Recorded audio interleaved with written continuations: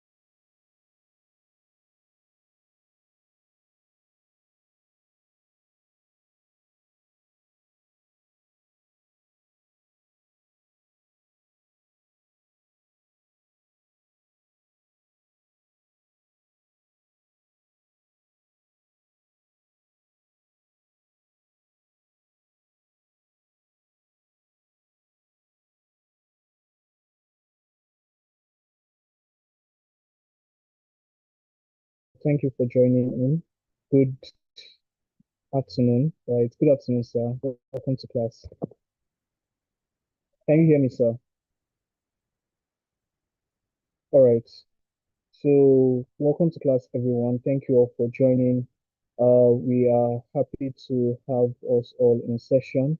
Welcome to week 5 of the JIIPCC Mentorship and Internship Program under the Artificial Intelligence and Emerging Technology class.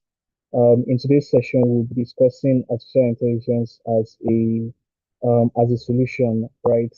And we trust that our mentors in today's session will be helping us do due justice to the topic, and we'll be having an amazing time in class. So just to just to quickly introduce our mentors. Firstly, we're supposed to have Mr. Ridwan Badmos. Mr. Ridwan Badmos, for those of us that were in our rescheduled class, yes, we are well aware of Mr. Ridwan. He ran us through the session, and it was really, really nice hearing from him in the class. So he'll be one of our mentors in today's session. Next, we have Mr. Gabriel Udo, who is already in the session. Thank you so much, sir, for joining. We are happy to have you in session today. Next.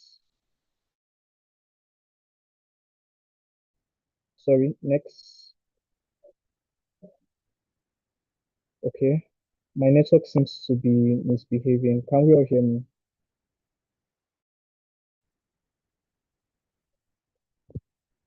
Hello, can you hear me? Yeah, it's frozen most of the time, but I can hear. Sometimes it takes a break and then it comes back.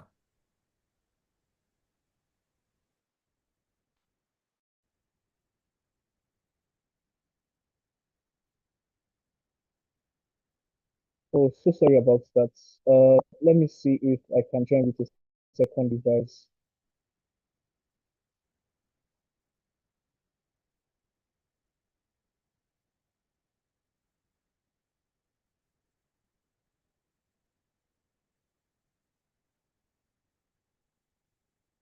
Sorry, just a minute. I want to try to join with my second device.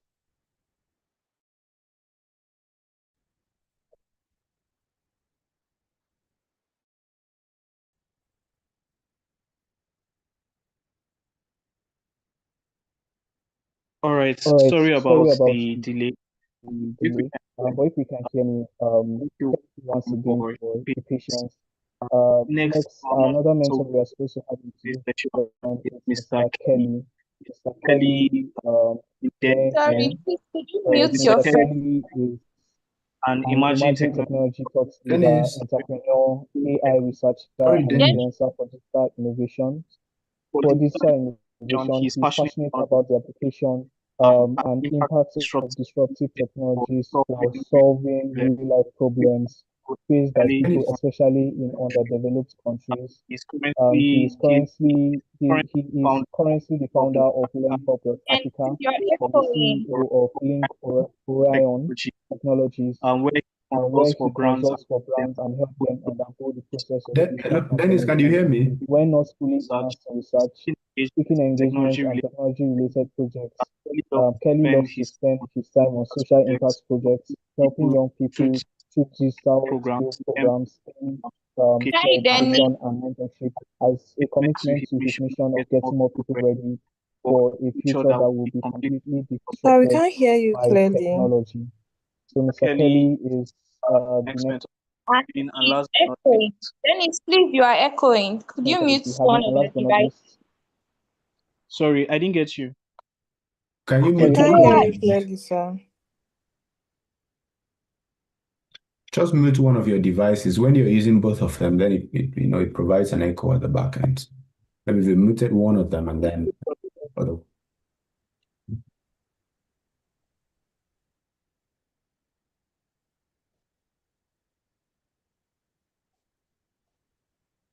I'm trying to out. So sorry about that. I'm trying to start. So sorry about that. All right. So yes, our last mentor for So today yes, our is last mentor supposed to be for Mrs. today is supposed to be Oguntaye. Mrs.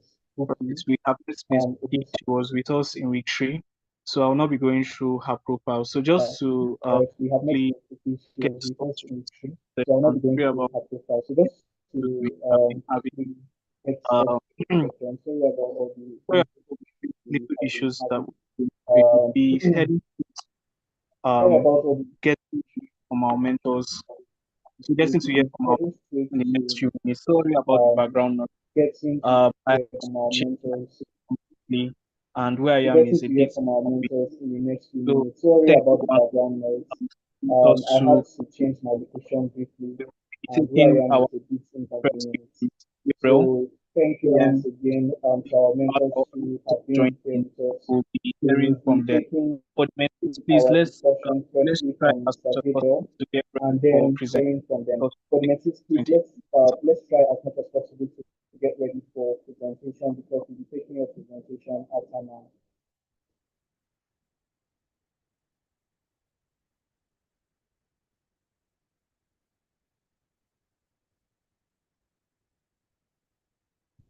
Mr. Gabriel, can you hear us, sir? Oh yeah, I can hear you now. I didn't, sorry, I couldn't follow the conversation at the first because it Mr. was Gabriel, still can you hear us, sir? to the end. Okay, okay, sir. So sorry. Okay, sir. I'm So trying. sorry. I'm still having a little I'm still technical issue. having a little technical issues with I think it's my hanging laptop. for some I think reason, it's and I'm hanging trying to share my for some screen. reason, and I'm trying to stop sharing my screen. Okay, so I didn't get the last thing you said, usually because when you're done, the other one just echoes over it. I didn't, I just knew you'd finished speaking. I didn't know what you said. So if you could say that again, and maybe reboot your laptop, let's see how that goes. Sorry, I didn't get you, sir. What did you say? I didn't hear the last things you said because there's an echo at the back end. So usually by the time you're done speaking, the other one just overwhelms it. So maybe you could say that again so I could hear. Did you? Oh, okay, sir. I was saying that we'll be starting off with you, Okay. with your discourse for the class. I'm so sorry about that. I'm trying to rectify all the issues from my end. Sorry. Yeah, oh, it's fine. It's technology. It happens a lot. Okay, I'll just be very quick with this. Again, thank you for the invitation, and I hope everyone can hear me. I can't see anybody, but if you can hear me, can you just raise your hand? Maybe on the um, or some kind of reaction. Okay, okay, I got one reaction. I think I'm clear. Thank you. All right. So I am not sure. Okay, the 9 people here.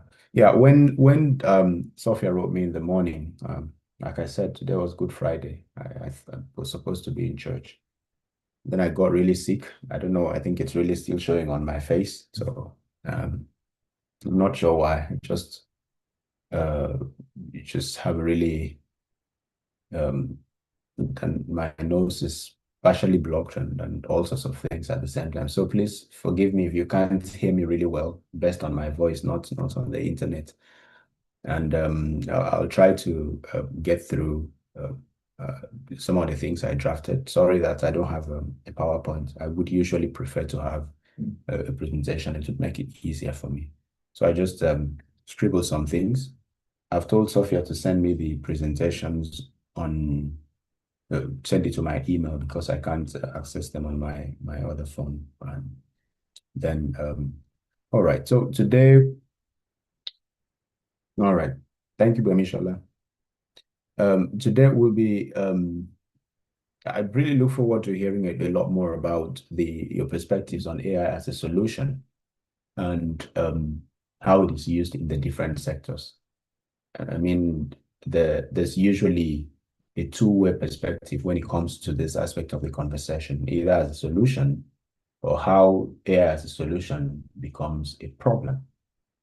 Of course, when you automate things, the first fear is, okay, people are going to lose their jobs. Or can we trust the system? Or all sorts of questions also come. But the focus today would be on how AI saves as a solution and how the different sectors have been able to use it. I'll just quickly run through that, and then hopefully we'll have some questions in the meeting. I usually would have preferred to have the presentations and then questions, and then we can spend more time talking about this topic so I know the areas where not a lot has been said. First, I've seen terminologies like AI as a service, AI as a solution now, and many others are common. And sometimes there seems to be kind of interwoven. You seem to want to put everything together. Now, AI as a service is more like what you would call a plug and play. So there's a system that's available and you're going to ask for service, like you're renting something and using it. What you do with your ChatGPT, what you do with, you don't own the API. The companies like OpenAI owns the API and everything on ChatGPT, and you use the service. Most people get to pay for it to get certain services. On the other hand, AI as a solution is more like, figuring out a problem and building a solution specifically for that problem. So if you're working in an organization, this will really interest you a lot more. Though most people are depending on AI as a service, there are different levels of risks to that. So you plugging in your data or using services that are extended by another organization or by another company. There's a lot of questions around data privacy and all that. Then AI's solution is more of a larger terminology that discusses how artificial intelligence fixes or is, as the name implies, the solution to certain problem. For example, in Nigeria, we have a situation where we don't have a lot of the doctor to patient ratio is very lean. And there's always the idea that we can automate the certain aspects of the work of doctors, and it will reduce that that space, that vacuum, and then will cover up to some areas where people, doctors can't really cover. So that's the basic idea behind at least a perception of AI as a solution. Like I mentioned earlier, there's also the idea that AI as a solution comes with a lot of problems. Yeah, when you have a tool that is an AI tool that is used for medical analysis, first of all, what does it do? Do people trust it? What happens if there's an error? Of course, many times there are going to be errors. There are going to be issues like hallucination, and then the impact also comes. And then also, when you have many things automated, the idea that people will lose their jobs, there will be over dependence on AI systems and so on. Now, if we look at the the sectors independently would all agree that to a large extent, at least in many parts of the world, I understand that Nigeria is really just catching up, because I've spoken in the last, I think since earlier this year, I've worked with a lot of Nigerian organizations and companies, and there are questions about auditing the systems before using them. There's also been a lot of, let's just use the system, make the mistakes, and then as long as it comes in as a solution, as long as it fixes our problem. When we make mistakes, we'll fix it along the line. And this is usually how the first thing I let them know is you need to ask yourself whether you actually need that AI. It's not just whether it serves a purpose. It's whether you truly need it when you compare the risks, the possibilities of harm, and the services that it provides. So sometimes it's just going to add a little more profit because there's a higher speed of delivery and so on. So whatever you're doing, is it worth it? Can eventually, can you measure the risk or the harms? Does it measure up to the advantages that it brings to the system? And many times you see they are not needed. But at the other times that they are needed, then it serves a lot of purposes. In the healthcare, there are many things that AI has proven to be such a great solution. Not just, I don't know about Nigeria now, but I know that in most of the other parts of the world, there's a lot of automation going on around the healthcare.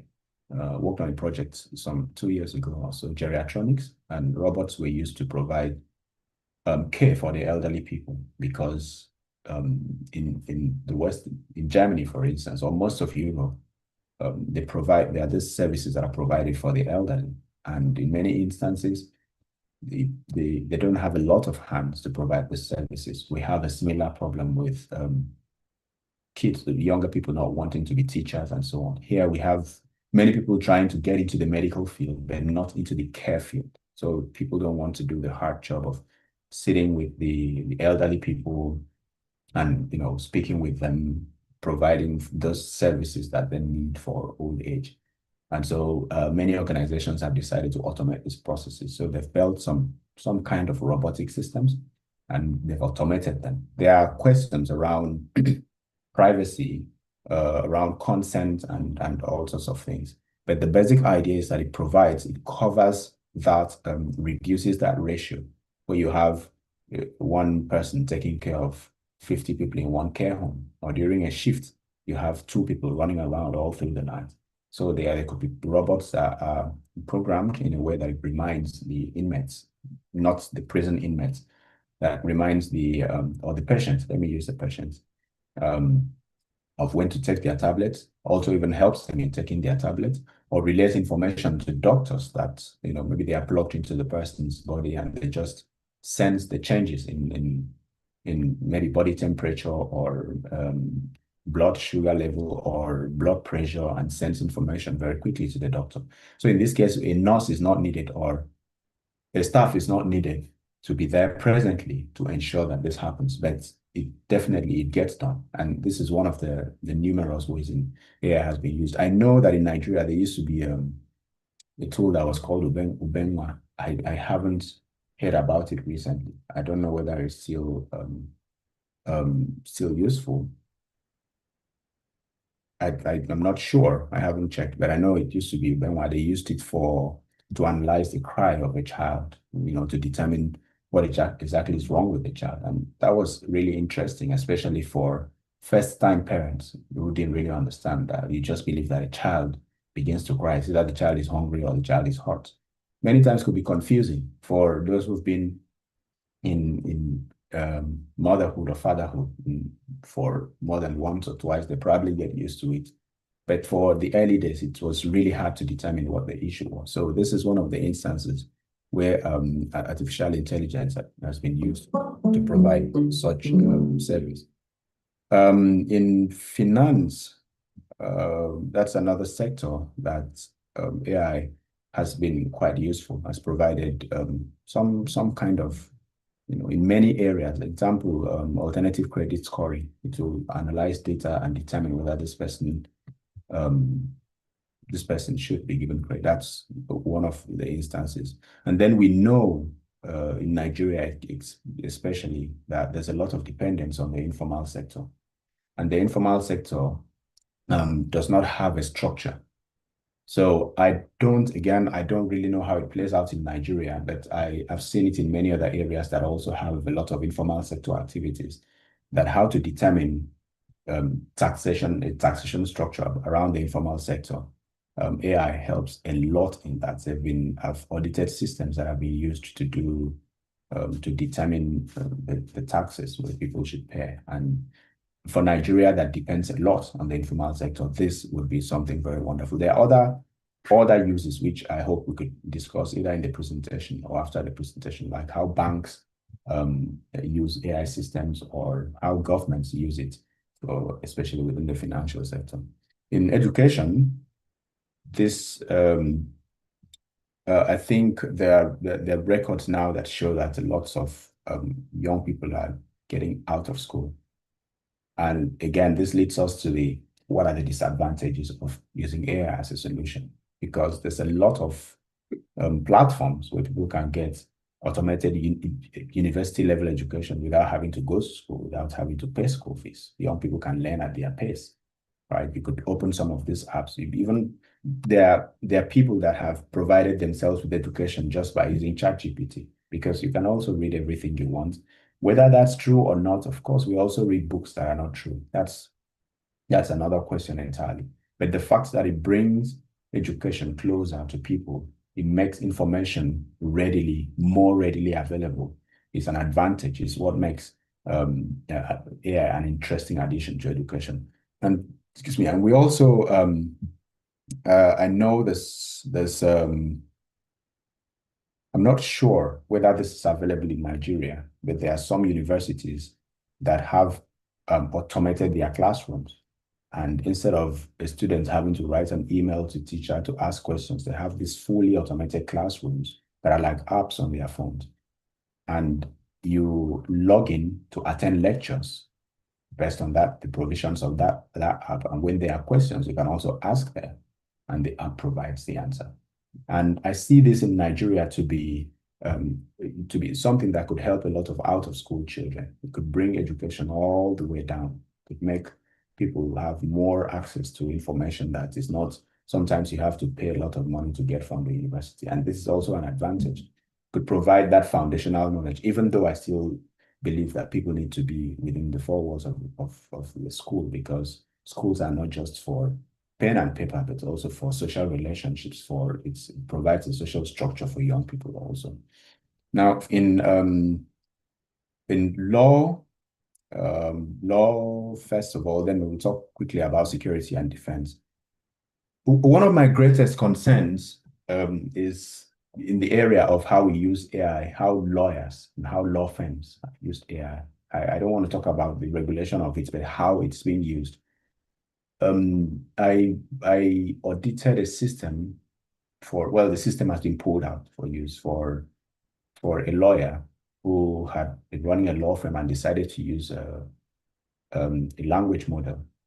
And then when I audited the system, the risks I found of hallucination were really pretty high. And this is what the problem becomes, that when you file, maybe you file your proceedings, and in some of let's say your written statements or your final statements, once you finish preparing the documentation and there are cases that are cited, sometimes in 50s or hundreds of them, if that gets to the Supreme Court, that forms the fabric of the Nigerian legal system, because once it's been used by the Supreme Court, then other cases are decided based on that. So now the problem is, if the system that produced the first documentation, whatever you filed at first, comes with hallucinated cases or comes with false claims or things that are not there, and the lawyers don't take time to look back into it, and then the judges do not also take time to confirm whether these cases are true, there are people that will go to prison based on hallucinated cases. And this is where it's really important. Now, that aside, There are lots of advantages. The Harvey AI and many others are there to provide the services to lawyers to make sure that written statements or that used to take weeks for lawyers to write, now somebody can sit down in 2 days and just, especially for the shorter, for the smaller cases. And this is an advantage that lawyers can take while trying to look around the risks that it also presents. Then for security, I don't know how much we've used it in Nigeria. I know many other countries in the world have done a lot of. They have defense systems. They use AI for predictive policing to analyze information to know, okay, this is the crime rate in this area. What should we look forward to? Because most of the times AI uses data to create patterns and to make predictions based on the patterns that are available. So in many other countries, this is the position. In Germany, there's a system that is used for predictive policing, and it's proven quite useful. It prepares the security agencies ahead for crimes or for all the things that are likely to happen in certain areas. The last thing I want to talk about is the question as to the impact of AI when it provides this solution. How does it affect the workforce? And what do we do? There are usually, of course, I see them on LinkedIn. There are lots of different perspectives around this. AI is not going to take your jobs. You just need to learn how to use it, and so on and so forth. The idea is that whether we accept it or not, I believe AI is going to change the job markets, as an example. But in the process of that adjustment, people will lose their jobs. People have lost their jobs. And if we truly analyze what's going on, you'll see it's more complicated to get back into the job market because most of the services that have been provided, many of the services that we've talked about can now be automated, and the cost is really low. So many large organizations, many companies, even governments now prefer to depend on them rather than hire humans to do the job, in that they would have to pay humans, but they don't need to pay AI. Even when you have to spend some money, sometimes it's just some of these subscription for maybe $30 or $40 a month. And if it's an enterprise GPT, imagine that you're spending $200 a month or $250 a month for everyone to be able to have access to your model inside the office. And this can do the job of 15, 20 people. So if you accumulatively, if you think about the salaries or the spendings on that accumulatively, you definitely prefer to automate the processes. So this leaves us with the risk that, yes, people are going to lose their jobs. There are likely going to be complications in the system, but that doesn't take away the fact that the AI provides solutions, brings a lot of advantages, not just to large organizations, even in personal usages, gives access to a lot of things. So I look forward to hearing. It's good to see you, Kelly. Thank you for coming. I look forward to hearing from the presentations, and then I'll try to stay until the end to answer the questions at the end of it. Thank you, Dennis. Okay, thank you very much, sir. Thank you very much, sir, for sharing your thoughts with us. Um, Thank you so much, sir, for sharing your thoughts with us. We really did enjoy some of the perspectives you shared. So we will be still going through with our mentors. We have two mentors on the call. We have Mrs. Buki and also we have Mr. Kelly. Thank you so much for joining us. We are happy to have you both in the session. We are sure that we'll be rounding up with this class. We would have come to a positive conclusion on how impactful AI can be and the areas that we can begin to take significant advantage of AI and to already even just see what is going on within the space. So we would be taking presentations or the discussions from Mrs. Buki based off of what she had prepared for us prior to the start of class. So, Mrs. Buki, so sorry about the noise in my background, if there is any. Please, we would like to hear from you in the next 20 minutes. Also, share your thoughts with us. Then we'll have Mr. Kelly before going to the mentees presentation. Please, for the mentees, I want to encourage us. Let's try to get on board, right? Get ready for your presentation so that once our mentors are done, we'll take your presentation. Mrs. Buki, over to you, ma.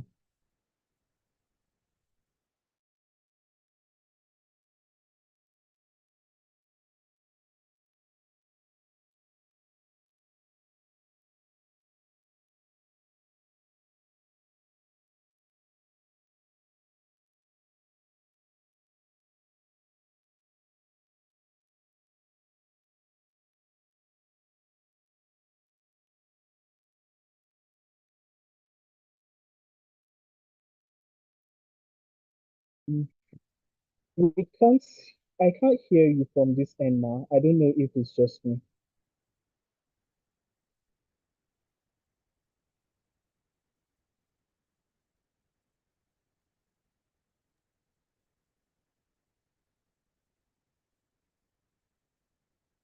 Still We not can't yet. hear her. We can't hear her also. We can't hear you.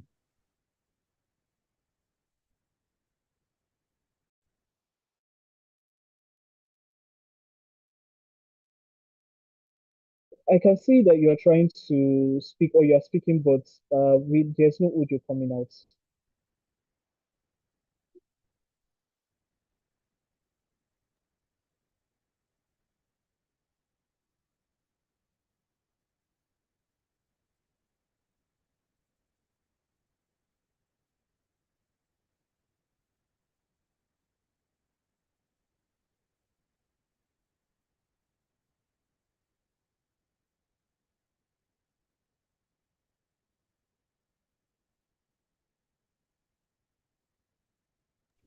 Okay, let me try now. Can you hear me? So Aha. yes, we can hear you now, ma. I think my sound was off. All right, awesome. It's great to be here today. Thank you so much for the invitation. It's always a pleasure to be back here to discuss our emerging tech topics. So let me just go ahead and share my screen to make sure that you have okay docs. Once you can see my screen, just let me know.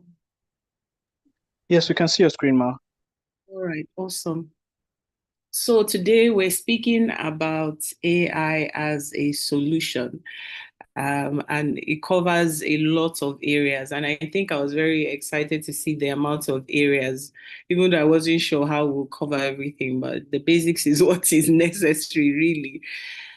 So we're talking about healthcare, finance, education, transportation, and all of that. Our first speaker, I think Gabriel, has taken us through a number. I'll just go through what I have already, just to a bit to that. I think he has done a great job. So what I did here was to have a table for us to look at sectors, real problems, and then AI solutions.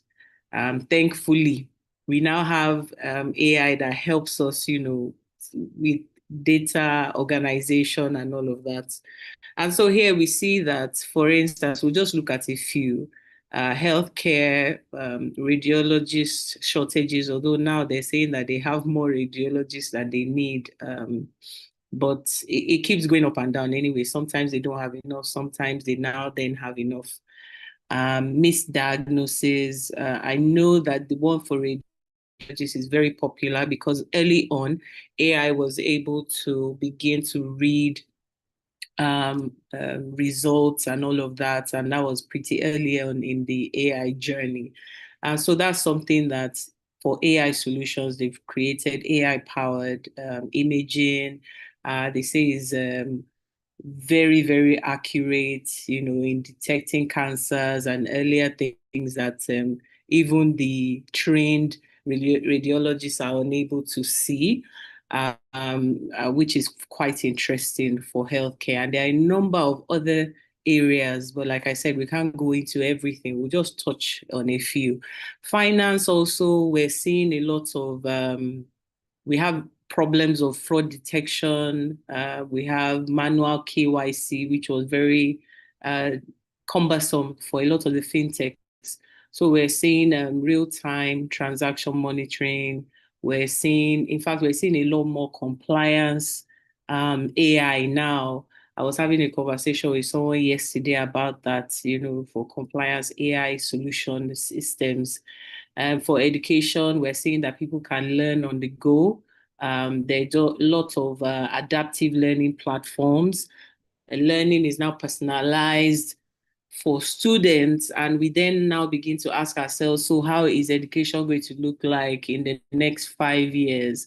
I'm thinking that for my 10-year-old, she might not need to go to the university. She might just need to, sign up for a course somewhere and then be ready for the workforce.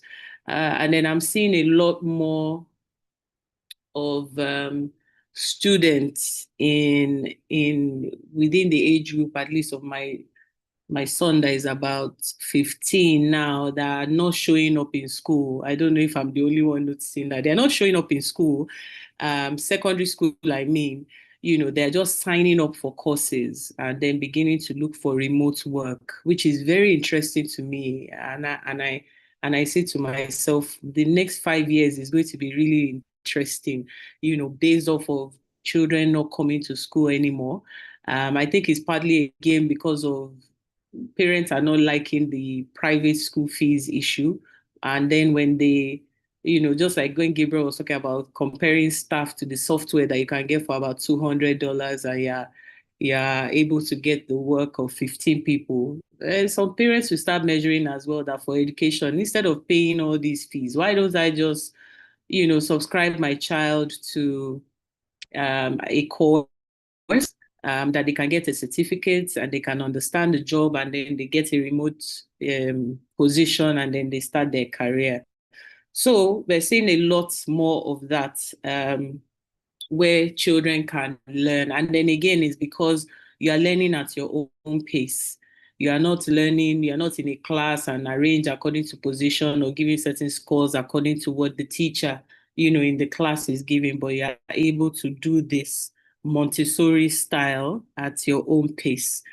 For transportation and logistics, the same thing. We're looking at real issues of inefficiency of routes, fuel wastage, and then we're having dynamic routing. We're having proper AI routing. I was watching a documentary yesterday about the war, likely war, the issue in Iran, where they were talking about the mapping of drone attacks, with AI, and that the military is using a lot of that, using AI to map out the routes, for that. So sorry, this is for the break in transmission. So I was watching that yesterday, and that was very interesting to me that the military was actually using a lot of AI for the mapping of most of their drone attacks. So that's very interesting to see that routing and dynamism of using AI for that. So it's definitely optimizing and making, transportation and logistics more effective. Although there may be issues regarding that, but let's just talk about the general now. There are always exceptions to the rule. There's also business operations, where we are seeing that repetitive manual work is being replaced by AI. So things like invoicing, scheduling, data entry, research, and all this, is being done by agentic AI. Environmental sustainability here talks about grid instability and waste sorting as a real problem, and then the predictive grid balancing with AI solutions, for energy, and then it goes on and on. So there are a lot more. Another sector, of course, is our sector, which is law and um, legal services. One second.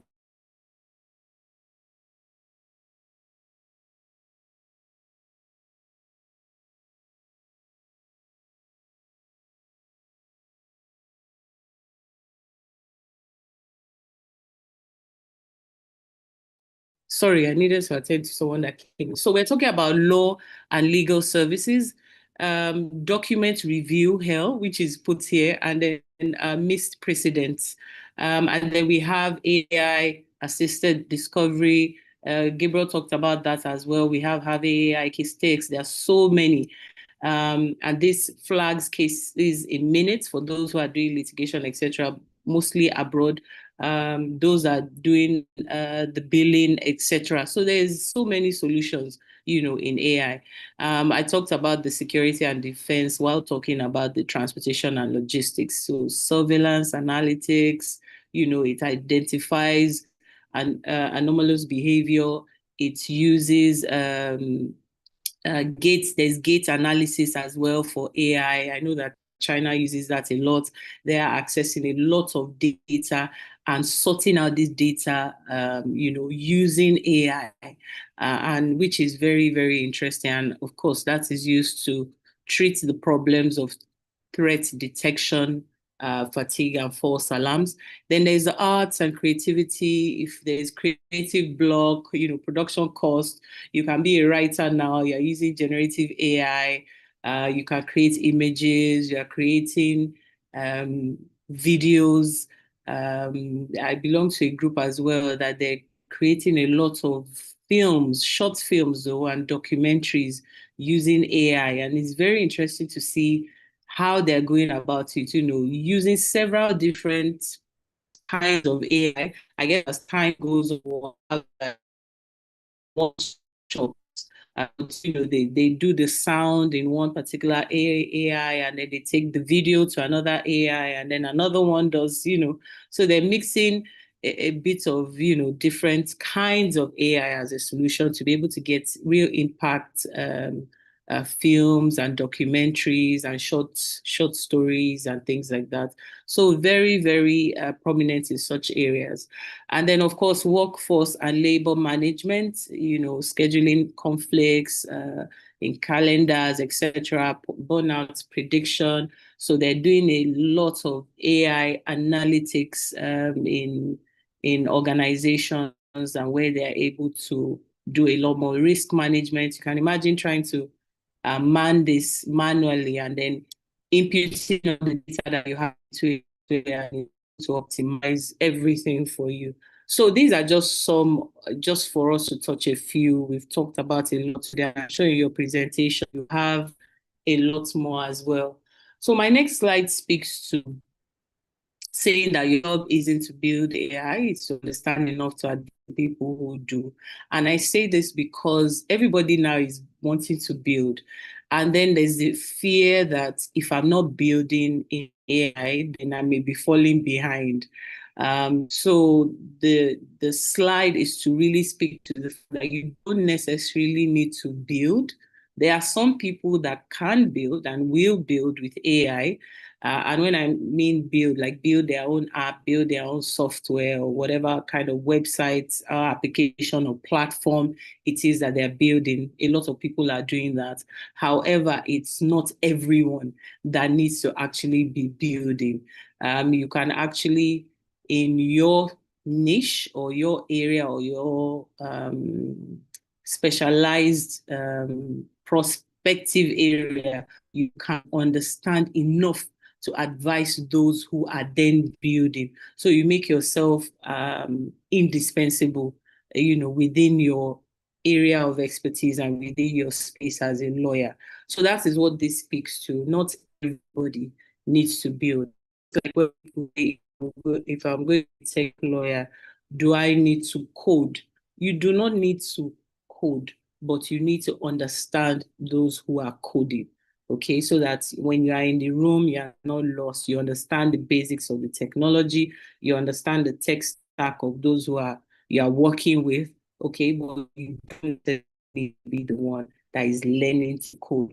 Are there lawyers that know how to code? Yes, there are. If you are called to code, you can go ahead and code, but not the one that you feel forced to learn to code because you want to be a technology lawyer. No. So the same applies with AI. Some will build their own platform, and some will just know how to advise people who build platforms. So that's the way it works. You just need to know and understand where you'll be. This slide just talks to where AI fails, and why lawyers are there to be able to clean up. First off, failure mode is hallucination. So we've heard of the case of the lawyer in New York, I think it was, who cited cases that didn't exist. That is a continued problem. However, we have seen that the systems keep getting better, and so hallucination is on the reduction, but them, hallucinating. And of course, there, could be malpractice claims, reputation destruction, and the like. There's also bias. We've heard of bias with AI systems, that the data you input is what you get in the output. So if the data that is going in is biased, definitely the output that is coming from the AI will be biased. And there could be discrimination lawsuits, regulatory fines, etc. Lawyers play in the middle of that some way, somehow. Of course, security as well, which is a big one, because when you're talking about AI systems, there's that risk of security, which is kind of under cybersecurity. And you have the example here, which is AI-powered customer service bot, which was tricked into issuing funds. There will always be cybersecurity issues under AI and any emerging technology. And here you're talking about contract liability, you're talking about consumer protection violations. So lawyers will be somewhere also in the mix there. Then autonomy creep is where humans in the loop, the scope of the autonomy of the system maybe surpassed or took its autonomy in one sector into another sector, from one unit to another unit, So that autonomy creep is also an issue. And so there could be breach of fiduciary duty. Who is liable? Is it the code, the deployer? Lawyers could play there as well. And then there's data poisoning, which is, manipulation of bad training data, imputing data just to poison the mix of data that a system is using. And so there could be, again, tort claims, insurance disputes, cross-border litigation or arbitration, and the like. So we can see that even though we're speaking of AI, there are actually areas where lawyers, would still play an important role. How the role would then emanate or function, that again is different, because we know that all industries will be impacted by AI. And so we just need to be flexible enough to, as the technology is emerging, the lawyers too are also emerging, with technology and adjusting as well. So I just wanted us to, take a look at that. Now, for students who are in the area, just wanting to look at a bit of an action plan for a student who wants to play in emerging technologies like AI and become very impactful in their field.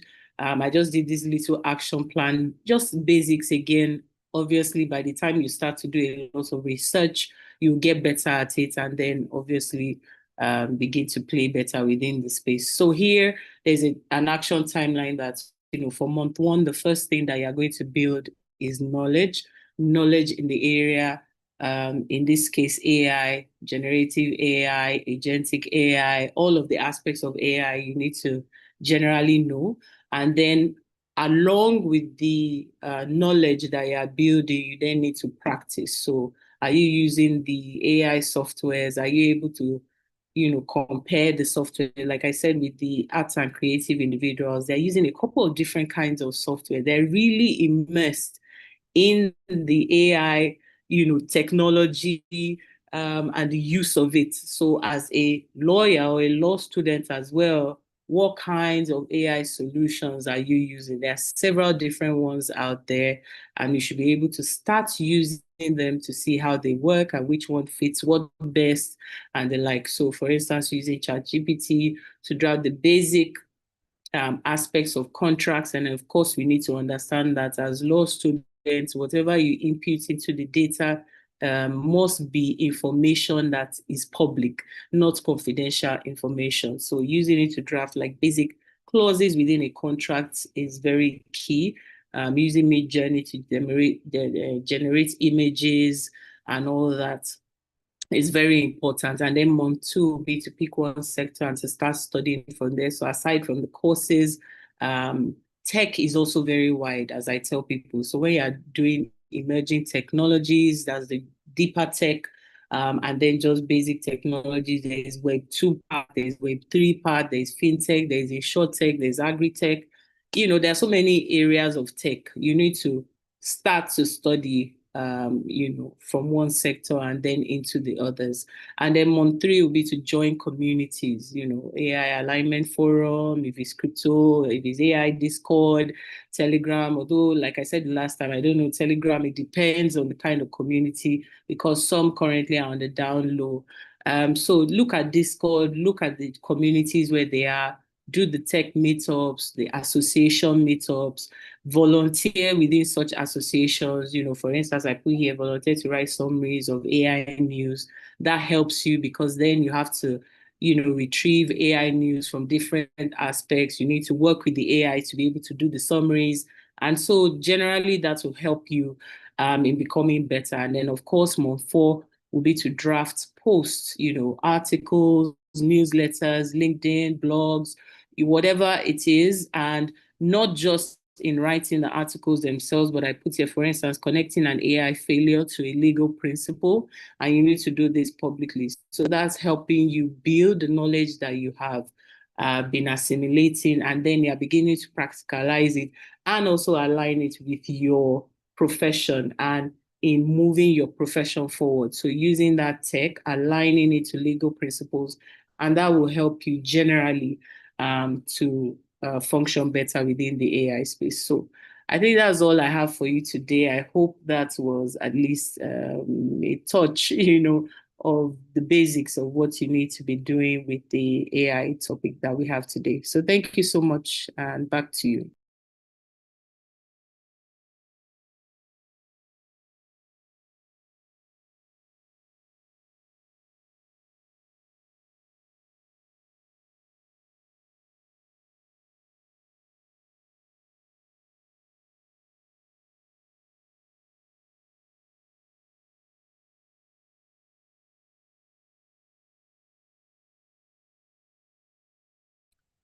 Oh, okay. Sorry. Can we all hear me?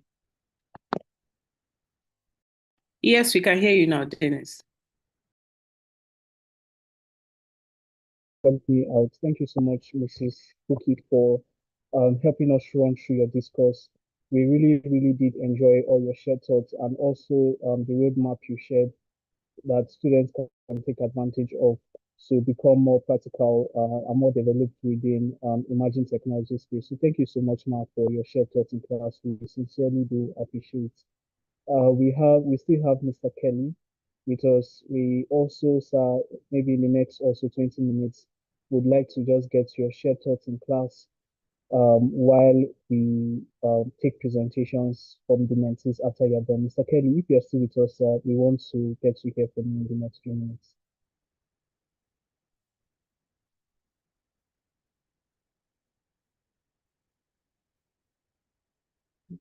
Hello, Mr. Kelly, can you hear us, sir?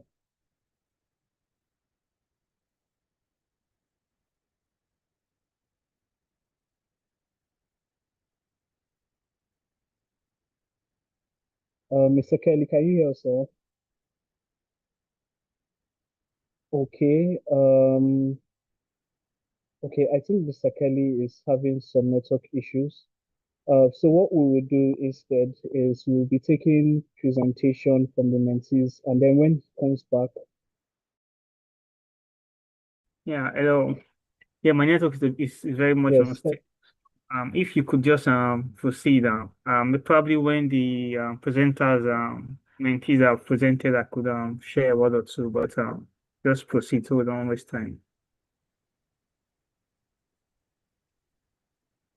all right, thank you very much, sir. So please, to the mentees, over to you. We'll be taking presentation from group one and group two. I don't know if group one is ready yet, but can we start with group two first? Right. If you need assistance with sharing your slide, I can do that with you. Then we'll revert back to group one. Group two, if you're ready, we are ready for you. Let's take your presentation.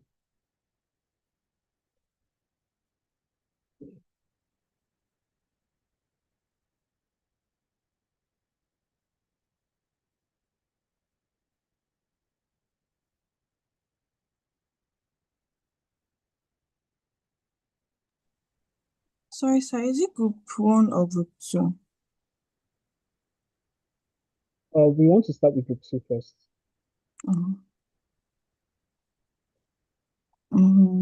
Okay. Yes. I So don't are you know the how presenter to. for group two? Yes. Share my screen. Okay, if you need assistance with your slides, Yes, please. I let like me try that. and see if I can share. Okay.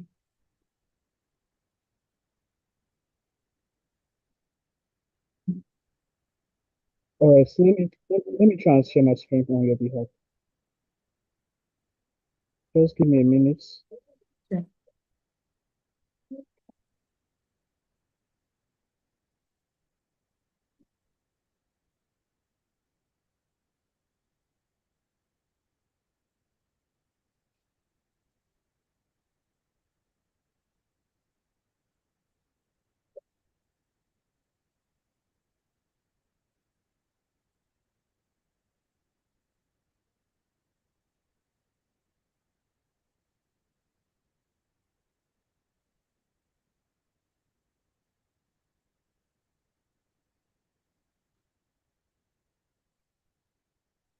All right, so can you see my screen? Yes, I can. So. This is your presentation, right? Yes. Good afternoon, everyone. Good afternoon. I'm presenting for Yes, good group afternoon. 2, and my name is Adiola Lubalogun. Okay, AI as a solution. Okay, I believe that AI is helping businesses to work faster, to work safer, to work even smarter, but it also comes with certain risks. And by this slide, I'll basically be explaining all that we presented. Okay, next slide. Yeah, okay. Okay, so sorry, I think I prefer using this. Okay. Okay, so imagine, for example, ordering something online, like maybe late at night, and getting an instant reply or instant help without having to wait for someone to respond. I believe that that's artificial intelligence working around us, and we have some like call it subtopics that we mentioned already, and I'll be starting with the first one, which is AI in business, security, and workforce. Okay, starting with automated workflow and operations. Artificial intelligence is transforming how business operates and how security is managed and even how work is structured. Think of like a bank in Nigeria, like GT Bank or Access Bank. When we get a fraud alert immediately after a strange transaction, it's literally AI trying to notify us that, okay, something is going on and you need to pay attention to it. Okay, AI improves productivity and efficiency, and it's also used in companies like SAP UiPath. It allows organizations to reduce costs, increase productivity, and scale operations more effectively. AI in areas of security. AI plays a critical role in detecting and preventing cyber threats and fraud.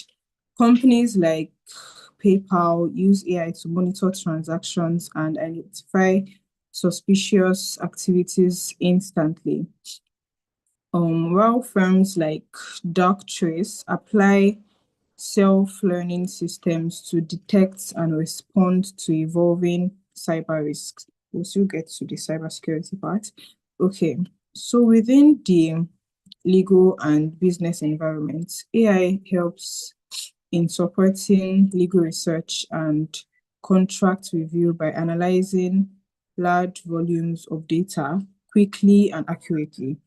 We'll still have more time to discuss about legal research and contract review. Okay, also in transforming the workforce, while it automates certain routine jobs, AI also helps create new roles and increase demand for digital and analytical skills.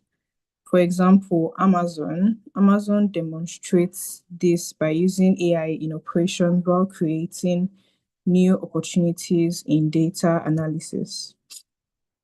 Secondly, the next slide, sir.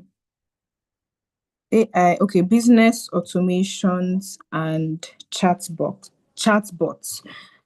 Okay, I think for example, if you ever chatted with a business, like on your WhatsApp, and you got an instant reply, that is a chatbot.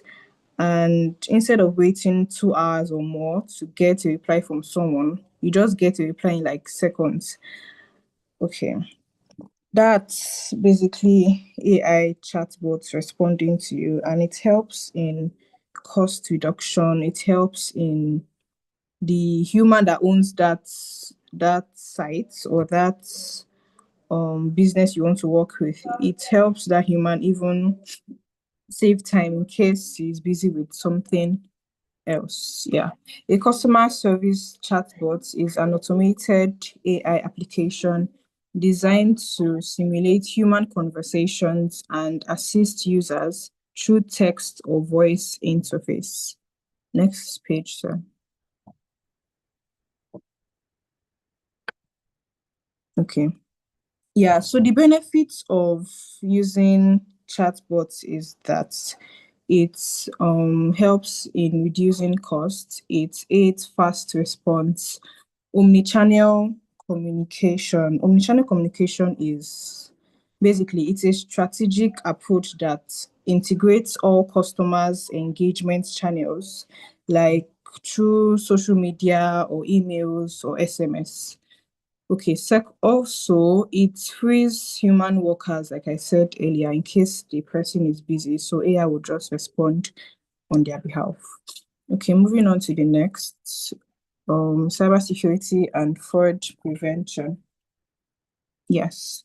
For example, what example can I give? Okay, let's say if someone tries to log into your account from Germany or from another country, AI can literally flag it to you immediately, and it's basically like having a security guard that does not sleep at all. Do you get? Like Nigerian banks, for example, they use this to protect your money so it won't go missing or it won't go lost or anything. AI is fundamentally redefining cybersecurity and fraud prevention by shifting defenses from reactive, rule-based systems to proactive, adaptive, and automated systems. By leveraging machine learning, natural language processing, and behavioral analytics, AI can analyze vast, complex data sets in real time to detect subtle anomalies that traditional methods miss, which often reduces false positives by up to 80%. Okay. Sorry.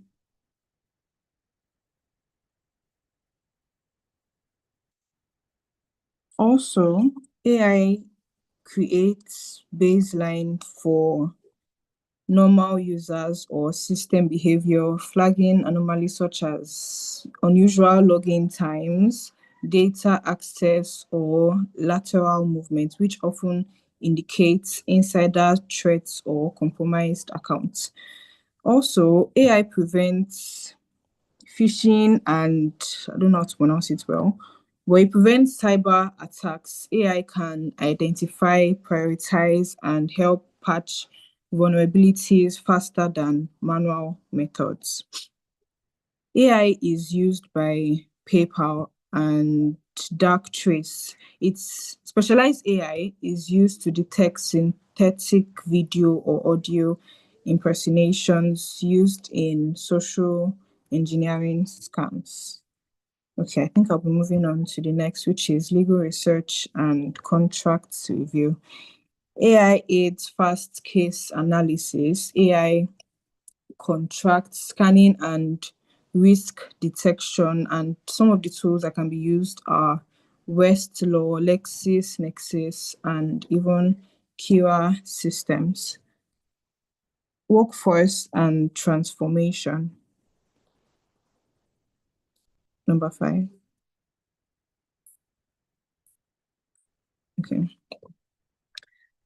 Okay, workforce transformation. AI is not just replacing jobs, but it's also changing them. For example, instead of warehouse works, doing everything manually, they now work with smart machines. Instead of using your hands to fix everything, AI is being used to to help in working, basically.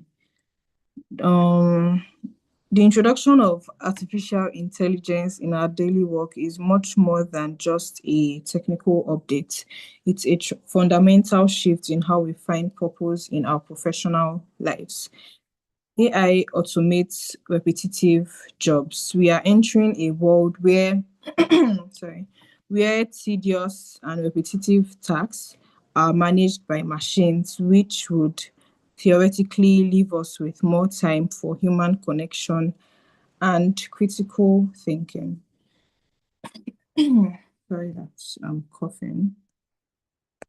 Now, I'll be moving on to the challenges of AI. I don't know if it's open already. Okay. Well, it's true that AI is powerful and AI is very, very effective, but it also has its risks. It comes with its own risks, such as job displacement concern, like one of our mentors mentioned, skill gaps, data privacy risks, and over-reliance on AI. So in conclusion, I'll be concluding now. AI isn't the future because it's already here. I believe that we're already in the world of AI. But the key is learning how to use it and not just, having the fear of it. Like our mentor also said, she said, my job isn't to build AI, is to understand enough to advise the people who build it and, just help them in building it. Thank you. I think I'm done with my presentation.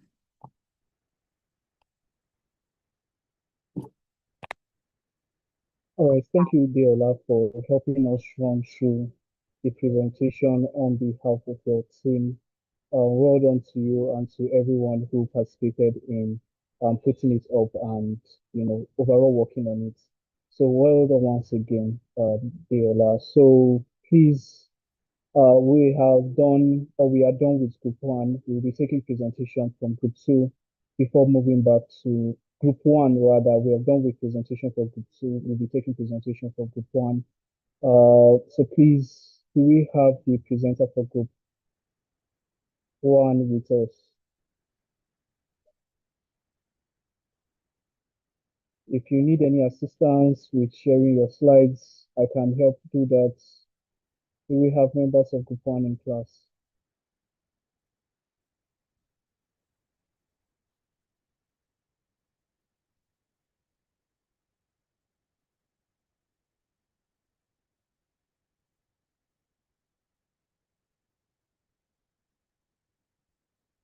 Okay.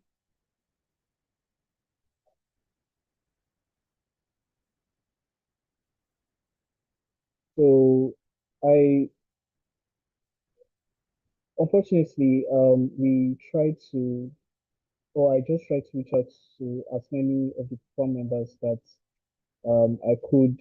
Unfortunately, we have not gotten any feedback from them. Some are currently in transit or in one engagement are currently in transit. The team presenter said he will not be able to take up the presentation right now because he is on transit. So we sincerely apologize to the mentors on behalf of Group 1.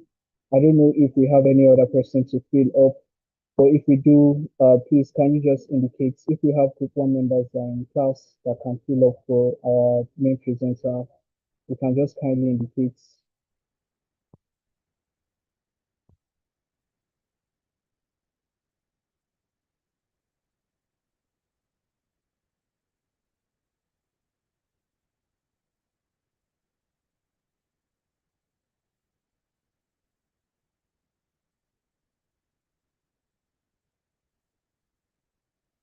Okay, so that we do not waste any further time,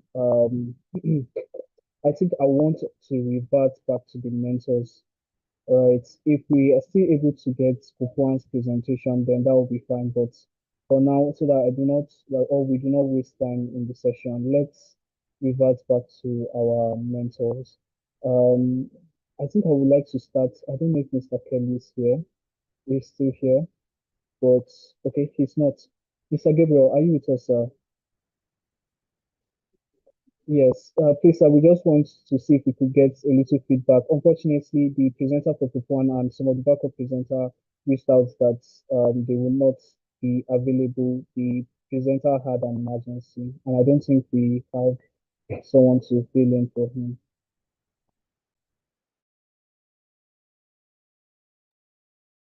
All right. Thank you. Was that Group 2 or Group 1? It was Group 2 presented. Group 2, okay, because I heard when you were debating which of the groups is available. Yeah. Even though I didn't get some parts, some of the last part of the presentation, but I think from the beginning, I got the impression, I think that impression was changed, that the presenter was just going to focus on, the negative sides, which is also good. It's important that we also understand what the risks are. But went ahead to discuss first the positive aspects and the negative aspects. I just wanted to mention that, and this is not for the presenters, this is for those that are listening, that even though it seems that we're limiting the discussions of AI as a solution to specific areas, that I think in over 90% of human endeavor now can be automated. So there's no way we can cover all of it. There's just it's almost in every field now. So if you have the time, you could also look at the other areas that are not covered by our presentations here in the program or by some of the books that you will run into. And that's the first thing. Secondly, I just want to mention around the presentation. I mean, this is something I personally prefer to do. I like to contextualize the conversations around AI. If we are trying to see how it fits into our immediate environment, I try to bring it back home, and one of the, I think it's a disadvantage that I have is that I may not really understand some of the context. Nigeria is very multi-contextual, multi-religious, multilingual, and multicultural society. And there's going to be a lot of different impact. So it would be nice if whenever we're looking at the impacts of AI or AI as a solution or AI as a problem, unquote, we should look at the specific instances, the specific applications.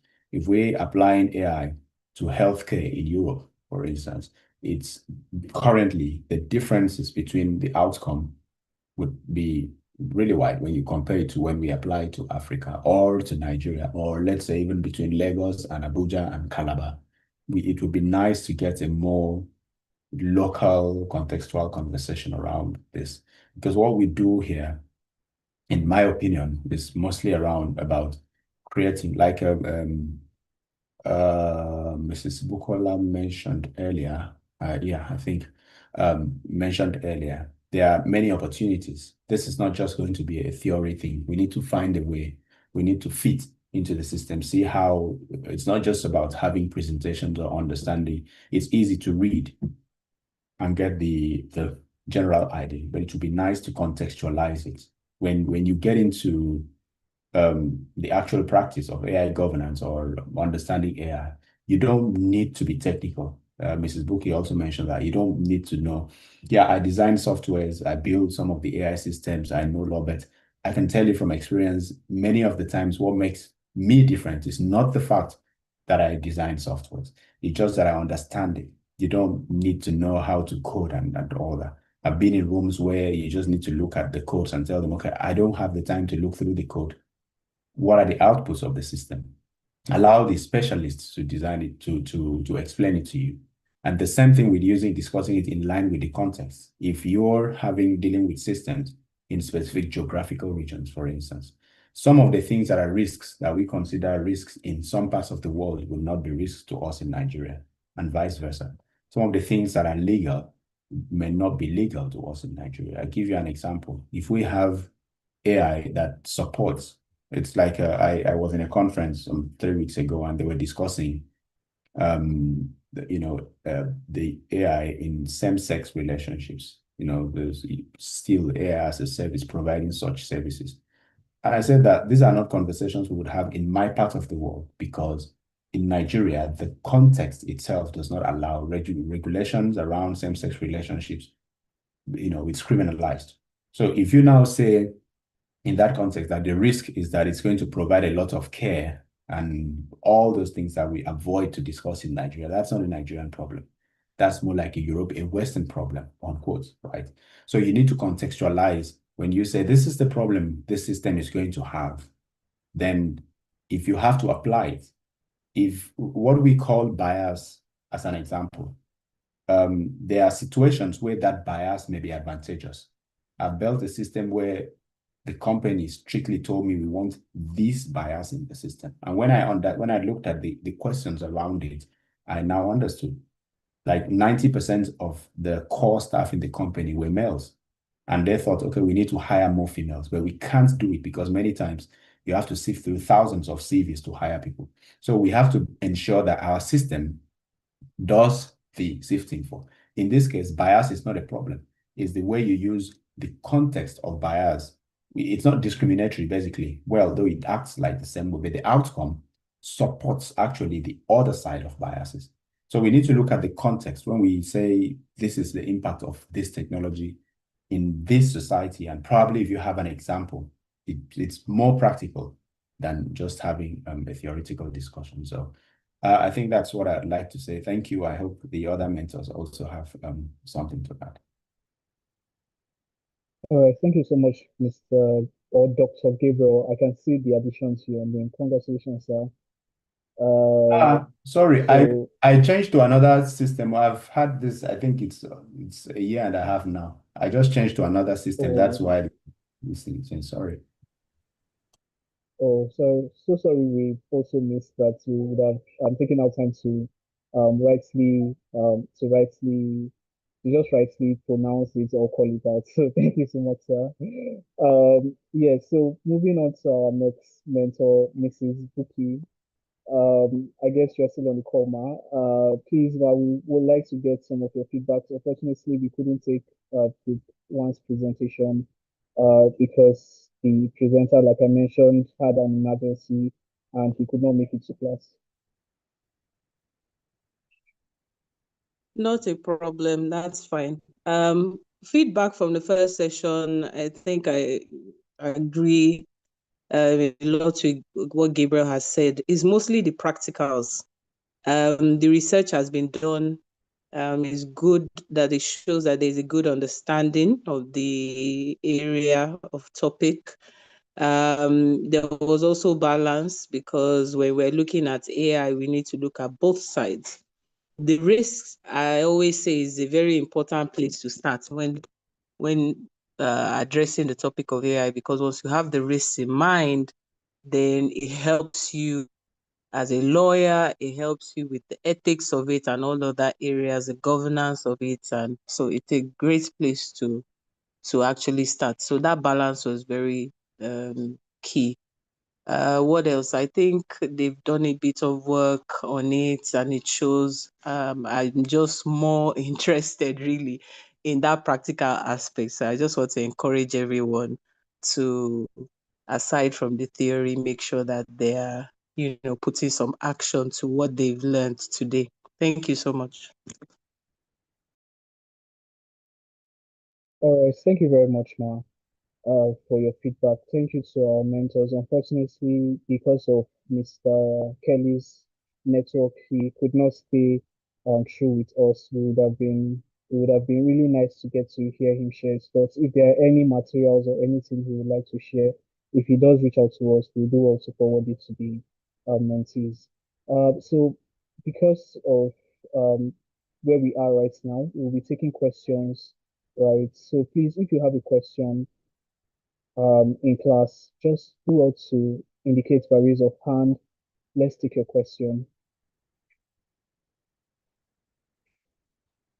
If you have a question for our mentors, let's indicate.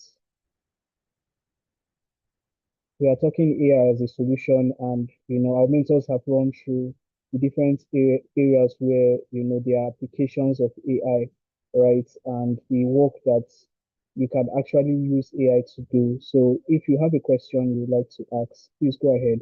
If you want to share or ask your question within the chat box, you can also do that.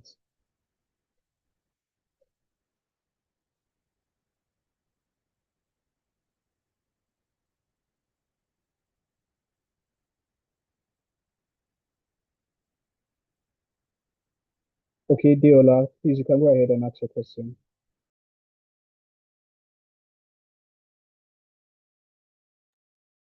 Deola, I can see you raising your hand. Yeah, please go ahead. Yes, it's the topic where AI fails and why lawyers clean up. I didn't really get the second part on bias. I was not able to really understand when she mentioned it.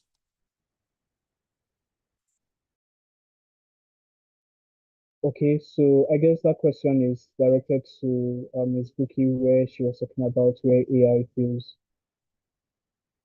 as regards the legal side, right? Yes. So what I meant by that is, well, the topic or subtopic there was where AI fails and where lawyers can play. We were talking about where lawyers fit in, because when we were speaking of AI, a lot of people feel, my job is going to be taken. A lot of factors are going to come in. And so I wanted us to look at a failure mode of AI, like bias.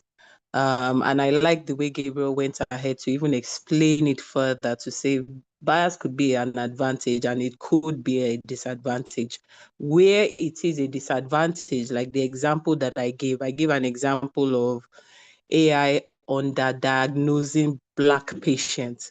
So in a particular scenario, there were white patients and Black patients, but he went ahead to underdiagnose the Black patients. So there we could see that bias was evident, and that could lead to discrimination lawsuits. That's just an example. It could play in maybe a workplace scenario. It could be on a contract scenario. There could be other scenarios like we know. But the legal fallout for that would be that there will be lawsuits. There could be regulatory fines where they see that maybe somebody created a system that is more tilted towards favoring a certain kind of people or people of a certain status. There could be fines for that. So that was what that part was about, just for us to understand where we could come. And even for the bias, like I said, the topic was just to touch on different things. There are so many deeper levels. For instance, even with that bias, there's audits that firms need to conduct on the software or platform it is that they're creating to make sure that system is not biased in a negative way. So there are so many other areas that lawyers can play in. I just wanted us to see those gaps and understand where our role as lawyers are in being the middleman there, or covering or standing in the gap, for founders and corporates alike. So I hope that helps. Thank you. Okay, yes, thank you, ma'am. I understand. All right, thank you very much, ma'am.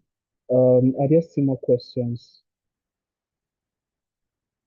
Are there still more questions?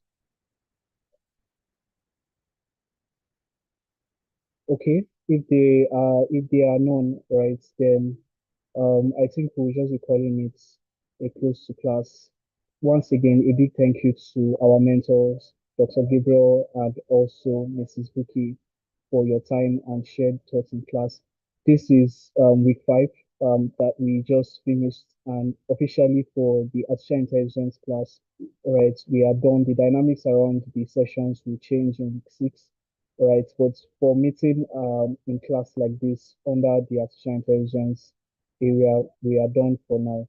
So please, I want to encourage mentees on the call, do well to connect with your mentors. If you have questions that are outside this space as it relates to artificial intelligence and emerging technology, you can always reach out to them with your questions for further guidance. And I'm sure that they would be looking forward to seeing you on the outside. All right. I'm sure that for those who have been following through the sessions from week 1 to down to here where we are right now in week 5, you've been able to gain some substantive knowledge on the area of artificial intelligence and emerging technologies, right? And we hope that this knowledge will not just be something that is just peripheral for you. It's just something you learn on the side, but it's something you are actively going to engage with, and you are going to be more determined in your application of your thought process within this space. So please do not forget to share what you have learned in today's session on your different social media platforms. Do not forget to fill in the attendance. And yeah, that is all for that. To Mr. Gabriel, sorry about your health, sir. We sincerely do wish you a quick recovery. To Ms. Buki, once again, much thanks for today and for all the sessions and the times you have turned up for us to be a guiding light to our mentees. We say a big thank you to both of you. Goodbye, everyone. Please do enjoy the rest of your day. And for those who are celebrating the Good Friday, I wish you all a good celebration or a happy celebration. See you all on the other side. Bye bye and take care for now. All right, sir. Thank you, sir. Bye, sir. All right.